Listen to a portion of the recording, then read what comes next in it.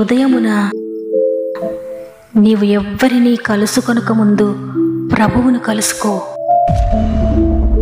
నీవు ఎవ్వరినీ చూడకముందు ప్రభువును చూడు.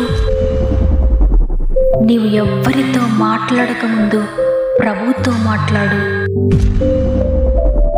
నీవు దేనిని వెదకకముందు ఆయన రాజ్యమును నీతిని వెదకు.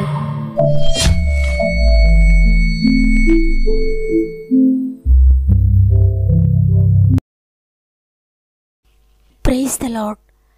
ఈ ఉదయకాలమున గాడ్ ఫస్ట్ అనే ఆధ్యాత్మిక కార్యక్రమానికి మరొకసారి మిమ్మల్ని మీ కుటుంబాలను ప్రేమపూర్వకంగా ఆహ్వానిస్తూ ప్రభు నామములో మీ అందరికీ నా యొక్క ప్రత్యేకమైన శుభములు తెలియజేస్తున్నాను. ప్రియ దేవుని బిడ్డలారా, మీరందరూ ఎలా ఉన్నారు? అత్యంత దేవుని కృపను బట్టి మీరు మీ కుటుంబాలందరూ కూడా బాగున్నారని నమ్ముతున్నాను. మీరంతా బాగుండాలని మీ అందరి కొరకు మేము ప్రార్థిస్తున్నాం. దేవుడు మనకిచ్చిన మరి ఒక చక్కని దినమును బట్టి ప్రభువుకు కృతజ్ఞత చెల్లిస్తున్నాను.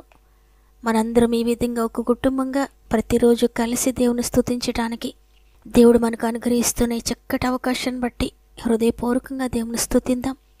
ఒకవేళ మీరు ఏ కష్టాల గుండా ప్రయాణిస్తూ ఉన్నా దేవుని వాగ్దాన్ని నమ్మండి. ఎందుకంటే ఈ మాట మనుషుల దగ్గర నుండి వచ్చేది కాదు, దేవుని దగ్గర నుండి వచ్చే మాట దేవుని బిడ్డలారా. కాబట్టి ఉదయాన్నే అయ్యా నాతో మాట్లాడండి అని దేవుని మాట కొరకు కనిపెట్టి ఆయన మాట తీసుకొని ప్రార్థనతో మీ దినమును ప్రారంభించండి. ప్రతి వాగ్దానాన్ని దేవుడు మీ జీవితంలో నెరవేర్చి అద్భుతకరమైన భవిష్యత్తును మీకు దయచేయబోతున్నాడు.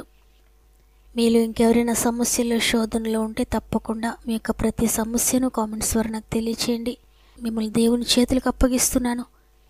దేవుడు తన శక్తిని మీకు అనుగ్రహించి మిమ్మల్ని చేపట్టి ముందుకు నడిపిస్తాడు. ధైర్యం తెచ్చుకోండి. సమస్త మహిమ ఘనత ప్రభావములు దేవునికి చెల్లునుగాక. ఈరోజు ప్రభు మనతో మాట్లాడుతున్న మనకు అనుగ్రహిస్తున్న శ్రేష్టమైన వాగ్దానం కీర్తనలు 128వ అధ్యాయము 5వ వచనము. సియోనులో నుండి యెహోవా నిన్ను ఆశీర్వదించును. ఆమేన్. ప్రియ దేవుని బిడ్డలారా, మన అర్హతను బట్టి ఈ లోకంలోని వస్తువులు మనకు దొరుకుతాయి. మన అర్హతను చూచి మనుషులు మనకు సహాయం చేస్తారు. మన స్థితిని బట్టి మనల్ని ప్రేమిస్తారు. మన బ్యాక్గ్రౌండ్ చూచి మన పక్షంగా నిలబడతారు. అయితే ఇవేమీ లేకపోయినా దేవుని కొరకు పరిశుద్ధంగా నీతి మార్గంలో నడుస్తూ ఉంటే, ఆయన కొరకు నమ్మకంగా జీవిస్తూ ఉంటే, ఆయన సహాయం కొరకు నువ్వు ఎదురు చూస్తూ ఉన్నట్లయితే నీకు సహాయము డైరెక్ట్గా దేవుని దగ్గర నుండి వస్తుందని వాగ్దానం తెలియజేస్తోంది. కష్ట సమయంలో, వేదనకరమైన పరిస్థితుల్లో భూమి మీద మనుషుల ద్వారా లేక గొప్పవారి ద్వారా, అధికారుల ద్వారా, ధనము బలము అధికారము ఉన్న గొప్పవారి ద్వారా, ఎవ్వరి ద్వారా మనకు సహాయం దొరకనప్పుడు ఇక నా జీవితం ఇంతే అని నువ్వు భయపడాల్సిన అవసరం లేదు. నా జీవితానికి ముగించడమేనేమో, ఈ లోకంలో ఇక నేను జీవించలేను, ఎందుకంటే ఈ లోకంలో జీవించడానికి నాకు సహాయం ఎక్కడి నుండి దొరకడం లేదు, ఇక నేను ఎలా జీవించాలని ఒకవేళ మీరు అనుకుంటూ ఉంటే ఈ వాగ్దానం నీ కొరకే. ఈ భూమి మీద నీకు సహాయం దొరకకపోతే నువ్వు భయపడకు, బాధపడకు. ఈ భూమి మీద ఎవ్వరూ చెయ్యలేని గొప్ప సహాయమును దేవుడు సియోనులో నుండి నీకు దయచేయబోతున్నాడు. అంటే పరలోకము నుండి ఆయన నీకు సహాయం చేయబోతున్నాడు. నీ యొక్క ఆనందం కోసం, నీ భవిష్యత్తు కోసం, లేక నీ జీవితంలోని అవసరతల కోసం, నీ ఆరోగ్యం కోసం పరలోక సైన్య సమూహాలు పనిచేస్తూ ఉన్నాయి. ప్రియ దేవుని బిడ్డలారా, సృష్టికర్తైన దేవాది దేవుడు నీ క్షేమము కొరకు పరలోక సైన్యాన్ని, ఆయన దూతలను నియమిస్తూ ఉన్నాడు.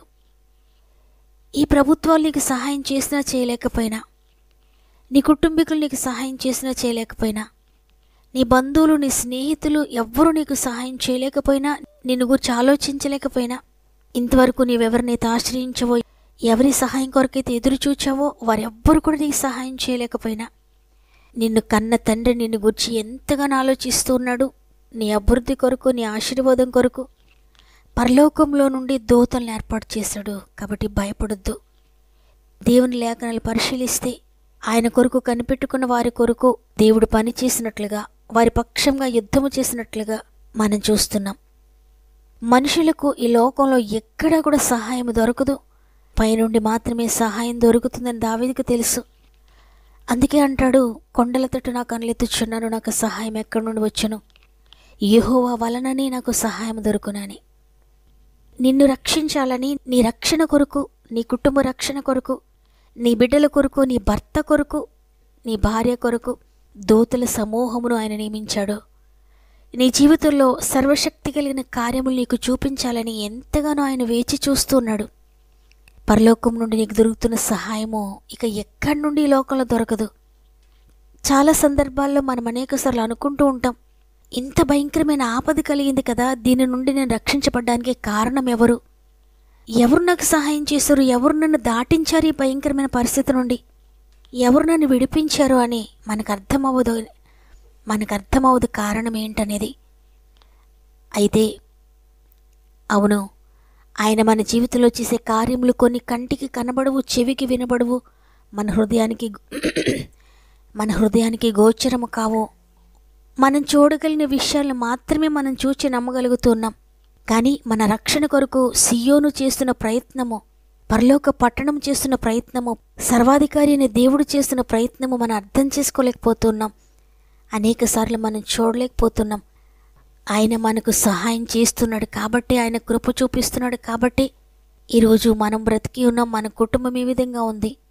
కేవలం ఆయన కృపను బట్టి, ఆయన ప్రయత్నమును బట్టి నేను జీవిస్తున్నాం. అనేకసార్లు అనుకుంటూ ఉంటాం, నేను ఎన్నో జాగ్రత్తలు తీసుకుంటున్నాను, ఎన్నో ప్రయత్నాలు చేస్తున్నాను, నా ఆరోగ్యం కోసం, నా ఆనందం కోసం, నా బలం కోసం, నా కుటుంబం కోసం, నేనున్న ఈ స్థితి కొరకు నేను ఎంతగానో ప్రయాసపడ్డాను, ఎంతో కృషి చేశాను, అందువల్ల ఈరోజు నేను ఈ విధంగా ఉన్నాను, నా కుటుంబం ఈ విధంగా ఉందని. కానీ పరలోక పట్టణము నీవు జీవించడం కోసం ఎన్నో ప్రయత్నాలు చేస్తోంది. పరలోక పట్టణం నుండి సైన్య సమూహాలు ప్రతిదినము నిన్ను కాచి కాపాడి నడిపిస్తూ ఉన్నారు. కాబట్టే నువ్వు బ్రతికి ఉన్నావు. సియోనులో నుండి నీకు దొరికే రక్షణను బట్టి నేను జీవించగలుగుతున్నాం. ఈ లోక పరిస్థితులైతే, మన ప్రయత్నాలైతే, మన జాగ్రత్త వలనైతే మనం ఎప్పుడూ నశించిపోయి ఉండాలి. కాబట్టి ఈరోజు ఈ మాటలు వింటున్న ప్రియ సహోదరి, ప్రియ సహోదరుడా, అయ్యా, నా భక్తి కాదు, నా శక్తి కాదు, నా క్రియలు కాదు, నా జాగ్రత్త కాదు, నా బలము కాదు, నా ఆరోగ్యము కాదు, నేనేమీ కాదయ్యా, కేవలం నీ కృప అని ఆయనకు కృతజ్ఞత తెలియచేద్దాం. ఈరోజు ఇంకా నీవు దేవుని మీద ఆధారపడకుండా నీ మీద నీవు ఆధారపడుతున్నట్లయితే, నేను, నా కుటుంబము, నా పిల్లలు, నా జ్ఞానము, నా ప్రయత్నం అని నువ్వు అనుకుంటూ ఉంటే, ఈరోజైనా పైనుండి సహాయం కొరకు వేడుకుందాం, పైనుండి శక్తి కొరకు వేడుకుందాం. నీ శక్తి నీకు సరిపోవడం లేదా జీవించడానికి? నీ ఆరోగ్యం నీకు సరిపోవడం లేదా బ్రతకడానికి? నీ ఆర్థిక వనరులు నీకు సరిపోవడం లేదా నీ కుటుంబాన్ని పోషించుకోవడానికి?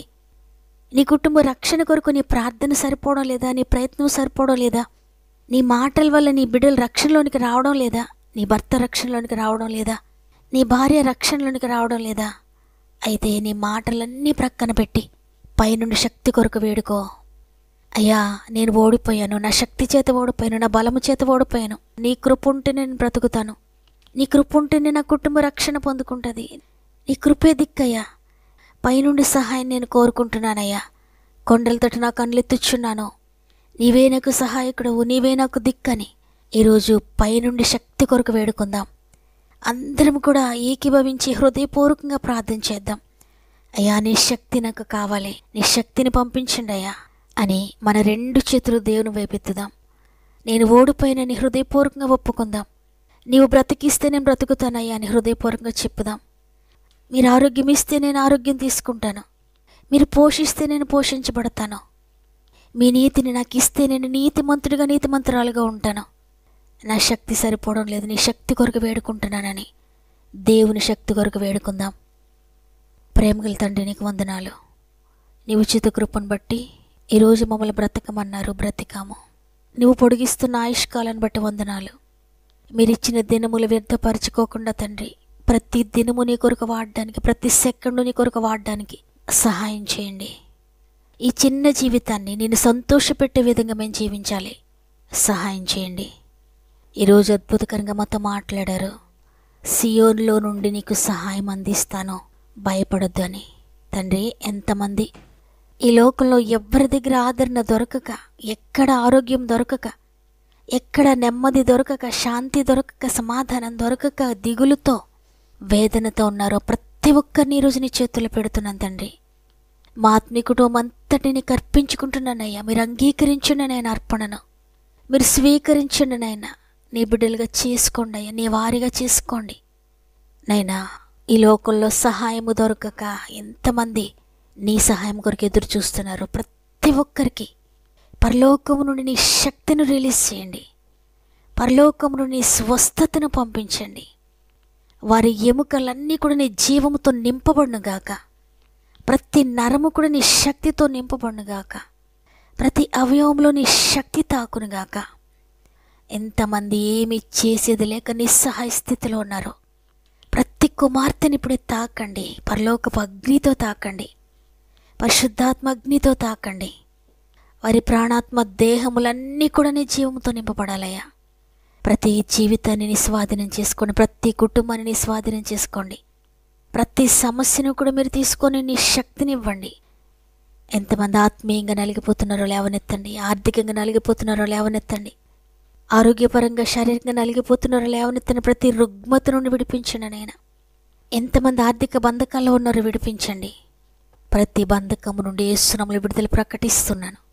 ఎంతో ఎక్కువగా శుద్ధి చేసి యేసు రక్తమునకు ప్రతి ఒక్కరిని అప్పగిస్తున్నాను. ప్రతి కామెంట్ను యేసు రక్తంలో పెడుతున్నాను.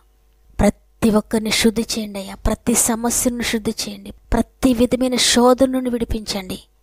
ప్రతి ఒక్కరితో ఈరోజు మీరు మాట్లాడినందుకు వందనాలు చెల్లిస్తూ, ప్రతి ఒక్కరిని మీరు తాకినందుకు నీకు కృతజ్ఞత చెల్లిస్తూ, ప్రతి ఇంటిని మీరు దర్శించారని నమ్మి, ప్రతి గృహంలో కార్యములు ప్రారంభించారని నమ్మి సజీవమైన నీ చేతులకు అప్పగించుకుంటూ పైనుండి సహాయమును, పైనుండి శక్తిని అడుగుతున్న ప్రతి ఒక్కరికి మీరు దయచేసినందుకు నీకు కృతజ్ఞత చెల్లిస్తూ, ఇంతవరకు ఈ నిర్జీవముతో ఉన్న ఈ నిమిషం నుండి నీ శక్తిని పొందుకొని, నీ జీవాన్ని పొందుకొని విశ్వాసంతో, నిరీక్షణతో ముందుకు సాగడానికి మీరు కృప చూపినందుకు నీకు కృతజ్ఞత చెల్లిస్తూ, ఈరోజు ప్రత్యేకంగా పుట్టినరోజులు, పెండ్లి రోజులు జరుపుకున్న వారందరినీ చేతులకు అప్పగిస్తూ ఈ సంవత్సరం అంతా తోడుగా ఉండి నడిపించమని, ఈ దినమును ప్రారంభిస్తూ ఉండగా ఈ రోజంతా నీ ప్రియమైన బిడ్డలు దేని కొరకు వెళ్తున్నారు, ఎక్కడికి వెళ్తున్నారు, ఏ ప్రయత్నం చేస్తున్నారు, ఏ ప్రయాణాలు చేస్తున్నారో, ఏ పరిస్థితి వారి జీవితంలో ఎదుర్కొంటున్నారో, ఎక్కడికి వెళ్లాల్సిన పరిస్థితులు ఉన్నాయో, ఏవి ఎదుర్కోవాల్సిన పరిస్థితులు ఉన్నాయో అవన్నీ కూడా